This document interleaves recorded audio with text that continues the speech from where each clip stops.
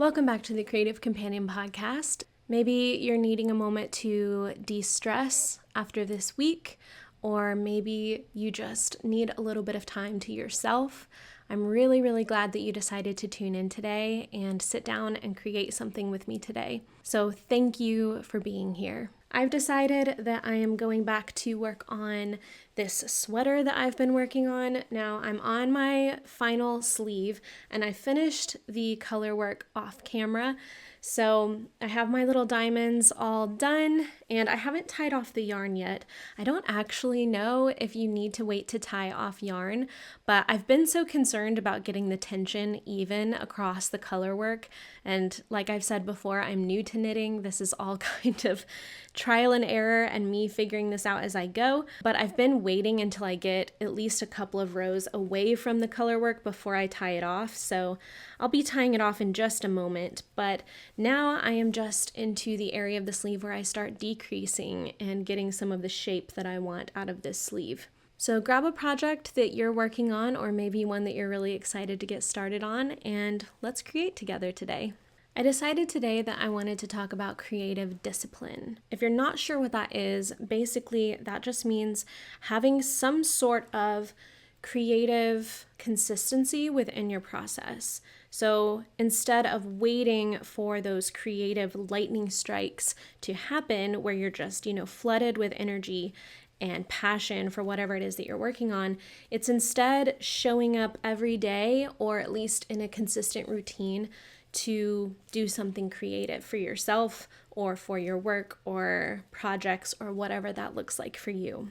Now, it really wasn't until I started my business 8 years ago that I had any sort of creative consistency. And I can even say it took me a few years, I think, into my business to get into a real, consistent routine of how I was going to structure my days and how I was going to find inspiration even when that lightning strike hadn't happened yet.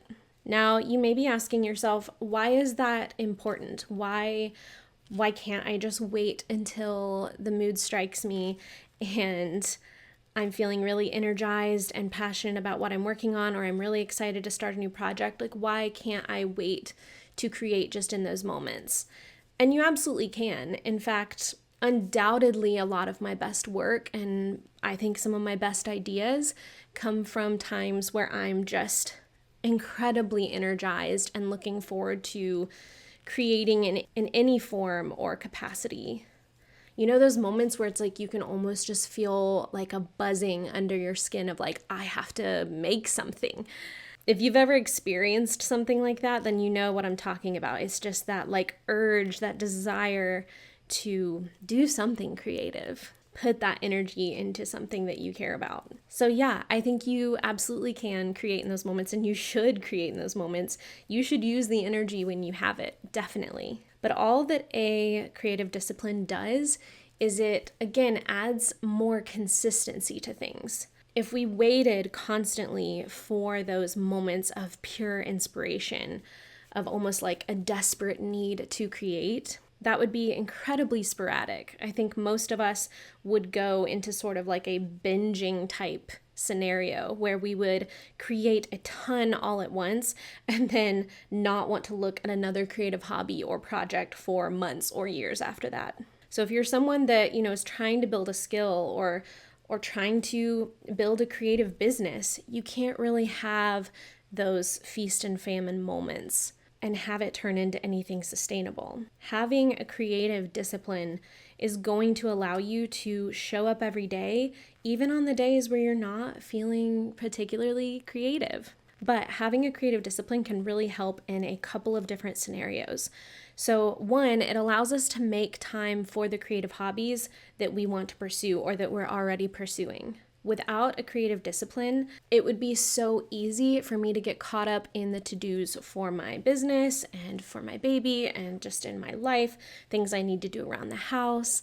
Chances are that probably sounds really familiar to you because it's a lot to take care of yourself, to take care of a house, to make time for your partner, to do all the things that you need to do in a day. Adding making time for something creative into that routine is sometimes the only way that we're going to make time for the things that we care about doing. Sometimes it takes that little nudge to be like, yes, you can take an hour to read a book that you enjoy. Or yes, you should take a moment for yourself to go for that jog that you've been wanting to go for all week. Creativity is exactly the same way. If you find that you have a lot of hobbies and you just never get around to starting any of them or finishing any of the projects that you do start, maybe it's time to introduce more of a routine into your creative process. It also allows us to create with more intention. So what I mean by this is we're not just creating when everything lines up perfectly, right? Like,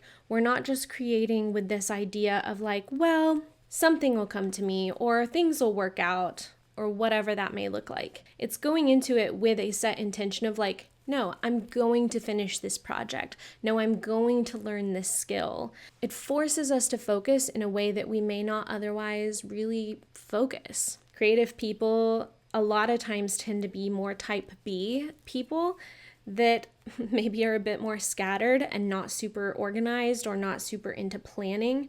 But having a creative routine or creative discipline is going to kind of force your hand a little bit. It's going to force you to spend some intentional time planning what it is that you want to spend your time doing and planning the ideas that you want to see come to life. Both of those things, I think, are incredibly beneficial when you are pursuing something more seriously or you want to really get better at a certain skill.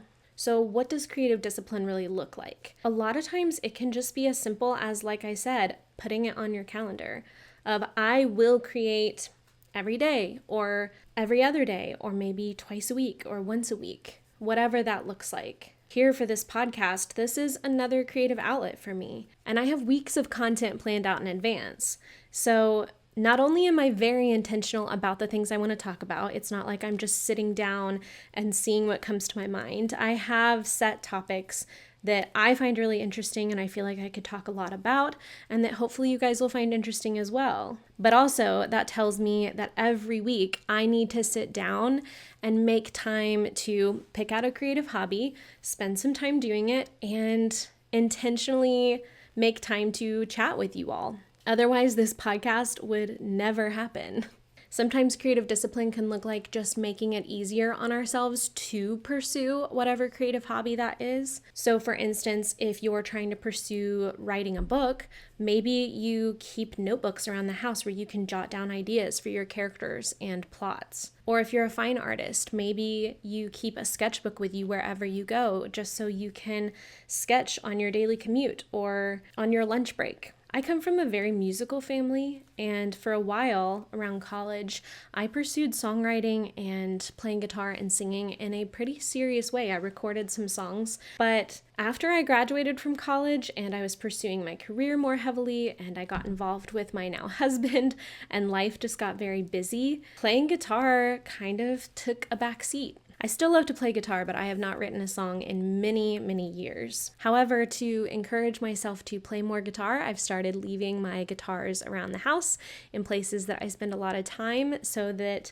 I will just pick them up more often and play a song or two. And sometimes that's all it takes, just to keep those skills alive, because I don't want to lose the ability to play guitar.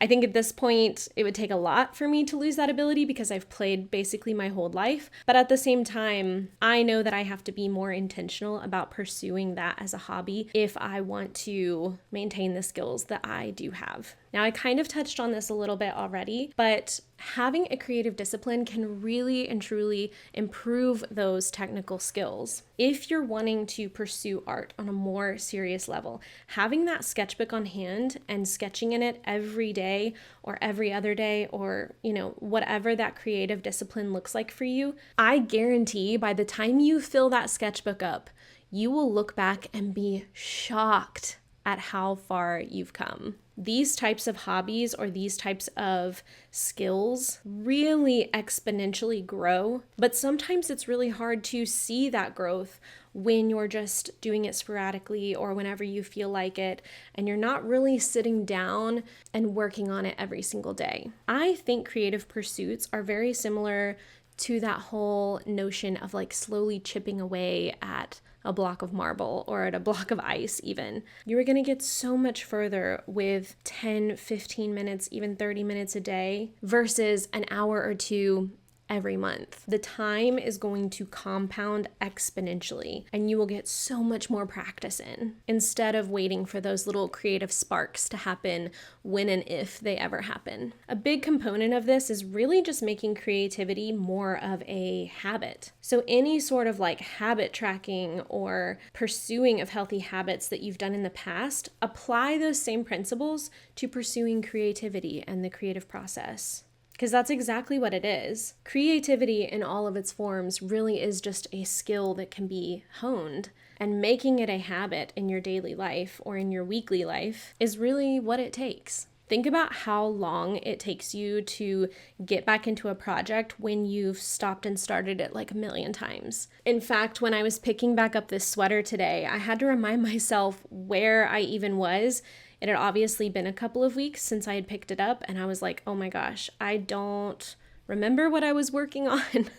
So I had to count some stitches and see if I needed to start decreasing or if I could just jump right in with the color work. And to be honest, there's a little bit that I don't quite remember because it's been a while since I did the last sleeve. So to get them to match, I'm probably going to have to do a lot of counting and see where I put in those decreases. That type of prep or just figuring out where you left off is such a time sink versus if you worked on something every single day, you wouldn't even have to think about it. You could just pick it right back up and jump right in where you left off, which is far more ideal in my opinion. Okay, I think at this point I can tie off the yarn for the color work. So that's what I'm going to do really quickly.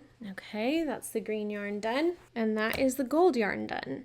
Now I will bring them back when I do the stripes further down. But for right now, that little patch of color work is done. Another aspect to this is that actually, even though it can feel so good to create when we're really inspired and the creativity is just flowing, I find that creating when energy is low actually has the most impact on my creative process as a whole. So what I mean by this is when I create in those moments of almost like manic creating, where it's like I can't sleep and I just have to get this idea out and I'm really inspired, it's almost a given that I'm gonna have a lot of ideas, right? Like those are the moments when the faucet tap is turned on and it just feels like nothing can stop me. But within creative discipline or within my creative routine, if I'm sitting down on days where maybe I'm not feeling super energized or inspired, but I'm still trying to come up with ideas, even if I just come up with one or two,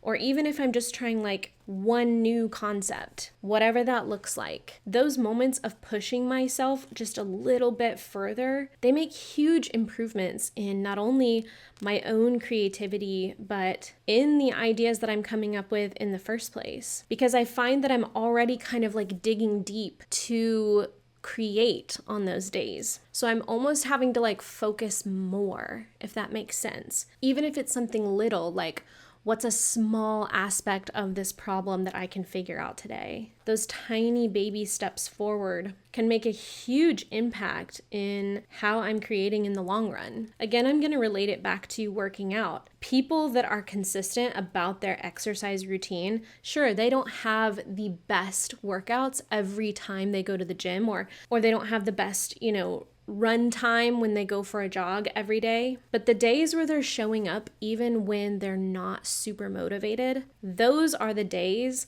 that allow them to continue building that muscle, continue building that strength and that endurance. And then when they have a day where they're really on a high, they end up being able to do so much more. And creativity is exactly the same way. It is a muscle that we work. It is a skill that we hone. And on those days where sometimes it feels a little bit more like slogging through sludge or maybe even drowning in quicksand, those can still be the days where we have an aha moment, or we've pushed ourselves just a little bit further. We've pushed the needle a little bit more so that the next time we're feeling really energized and really inspired, we are leaps and bounds ahead of where we were the last time we had a really inspiring day. Another thing that I found with my own creative routine is that sometimes just getting started is the hardest part. And again, I can so easily relate this back to working out because Lord knows there are days where the hardest part of working out is literally just showing up. The mental energy of just putting on your exercise clothes and going to a workout class or going to the gym or getting outside for a run, that can sometimes be the hardest part. And once you're there, once you're in it, it is no big deal. You're like, well, I'm already here, I'm already dressed, I might as well go for it and see what happens.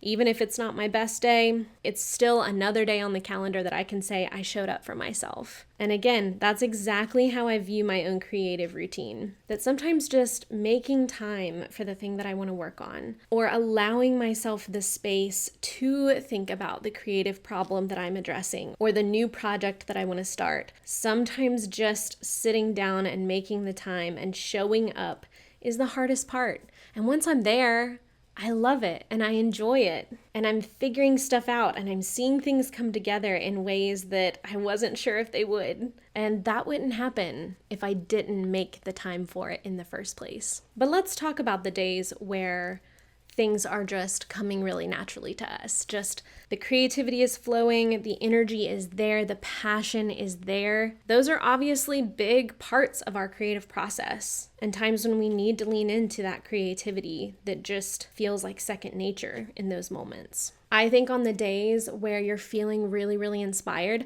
I think you need to create as much as you can, as rapidly as you can. That may sound a little crazy, but I think when the ideas are just pouring out of you, that is when you need to lean into that. Get as much out of it as you possibly can. Use the days where you're a little bit slower or it's not coming as easily. Use those days to hone the skills, to refine the ideas. You don't have to be an idea machine every day, all the time. Use the heavy hitting days to crank out those ideas and try all the possibilities, and then use the slower days to really reflect and figure out what works best and refine those ideas into the best versions of themselves that they can be. I also think that having a creative routine has really helped me slow down some of those really intense, almost like manic creative moments, because I know that I will make time for it later. I don't have to do all of my creating in those moments of just,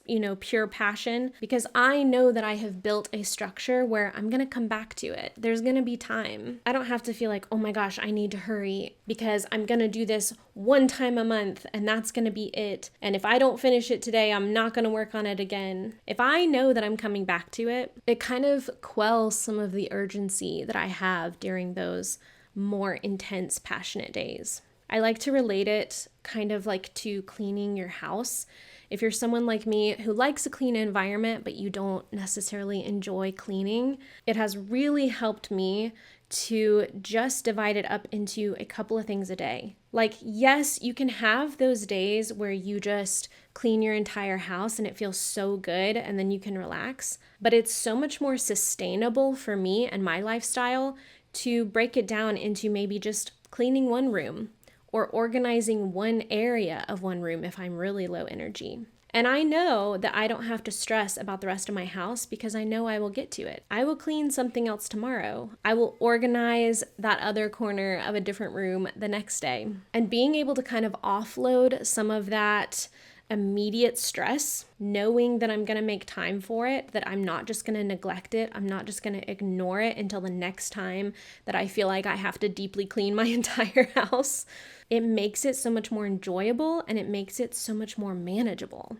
Creativity can be exactly the same way. Yes, you can absolutely tap into those creative days and just launch yourself into them, but then on other days, slowly chip away. Don't feel like you have to do every creative hobby that you've ever wanted to pursue on that one day that you're suddenly feeling inspired. Allow yourself the freedom to say, okay, every day I'm going to pursue something creative. And if you're like me and you have 1,000,001 creative hobbies, that allows you to know that you are going to make time for them. You don't have to feel guilty that you're sitting down and knitting for an hour today, because tomorrow you might paint and the next day you might embroider. And slowly but surely, you are working through those projects and you are honing those skills. And I also think that you're diversifying your creativity, which is always a good thing. I also think that you need to add rest into your creative routine. Just like rest days for working out, your brain, your hands, whatever tools you are using for your creative hobby or creative business, they also need a rest from time to time. You are never going to create your best work if you are constantly pushing yourself really hard or trying to force something that is just not coming naturally to you. Allow yourself rest days ever so often, or like I said, diversify the things that you're working on, and that can be a much needed break, so that you're not constantly trying to solve the same problems. You're not constantly trying to work your way through the same complicated skills. Chances are this has probably happened to you before, where you have worked on something for like an entire day and you're struggling to get through it. You don't understand why it's not clicking or why it's not working the way you thought it would. And then you allow yourself to go to bed and you sleep a full night and you wake up the next day and it happens the first time you try. That has happened to me more times than I can count. And sometimes I think it just comes down to that like practice makes perfect kind of mentality. All those times you were trying and it didn't work out were just practice. And then you allowed yourself to rest. You gave your mind a rest. And you came back and your mind or your hands or whatever knew how to do it.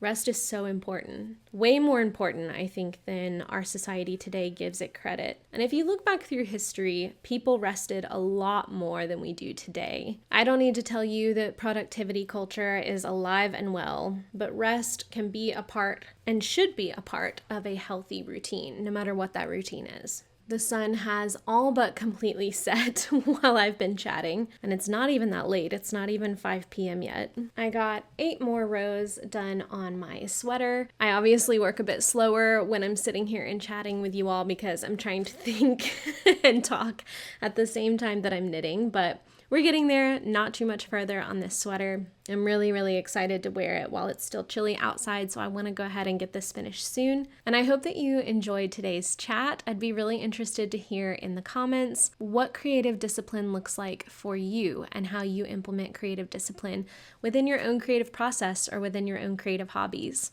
Everyone's routine and discipline is going to look different, and if you haven't tried establishing some kind of creativity routine within your own life, I hope that this encouraged you to give it a try and do some planning and to even just make time for your creative hobbies. Even if your creative routine right now just looks like waiting for these podcast episodes to come out so you can sit down and work while we chat, not only would I be incredibly flattered by that, but I think that that is a perfect opportunity for every week to sit down and make some time for yourself and to make some time for your creative hobbies. Thanks again for tuning in, and thanks for creating with me today.